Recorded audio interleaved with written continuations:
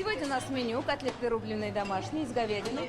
Также у нас грудка куриная. В этой столовой школьники набирают полные подносы еды. Каждую перемену очередь за первым, вторым и компотом. В 169-й школе едят все. На выбор 3-4 гарнира, только вторых блюд 7 видов.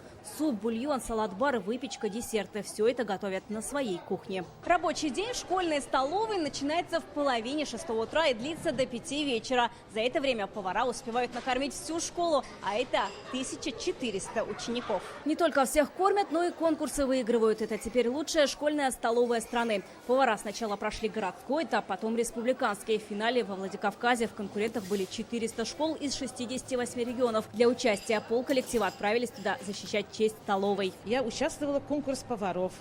Я там готовила для школьного питания. Мне попало там грудки шапочка. Дети очень любят грудки шапочка. Мне дали 1:20, я уложила. Еще у меня 8 минут осталось. Я первый закончила. На конкурсе было несколько испытаний, как теоретические, так и практические. С самого начала мы презентовали тематический стол, где показали блюда школьного меню. Все в национальном колорите, с выпечкой, с десертами. Далее школа проходила квест-практикум «Безопасный пищеблок», где нужно было найти ошибки все на пищеблоке, а также отвечали на вопросы от родителей. Кулинарные поединки, видеоэкскурсия по столовой и в суперфинале рассказали о перспективах совершенствования питания учеников. Еда каждый день разнообразная. Все повара относятся с любовью, когда можно в свободный выбор.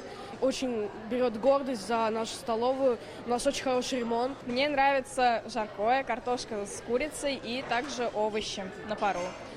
Но оригинальность нашей столовой в том, что у нас присутствует свободный выбор и очень вкусная выпечка. Руководит цехом Зубаджат Шафигулина. В школу она пришла 13 лет назад и набрала новую команду. Здесь 11 человек. Когда во многих школьных столовых сегодня кадровый голод, здесь полный штат и все работают годами. Когда я сюда пришла, команды не было.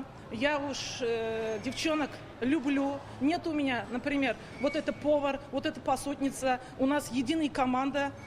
Если только моя единая команда, если будет, тогда можно работать в этом школьное питание. Детей любить надо. Это сотрудников, это все взаимосвязано. Вопрос кадров – это очень сложный вопрос, и правильно, департамент этим вопросом очень плотно занимается. Но могу сказать, что в нашей столовой у нас полный штат. Это благодаря, конечно, нашей заведующей Зубаджат Фагимовне, потому что она может создать такую атмосферу, чтобы было комфортно, чтобы повара чувствовали себя именно частью нашего школьного коллектива. Своя особая атмосфера и работа единой командой. И есть секрет успеха, говорят повара, лучшей школьной столовой страны. Вероника Гайнудинова, Алмаз Зиадинов, ТНВ, Казань.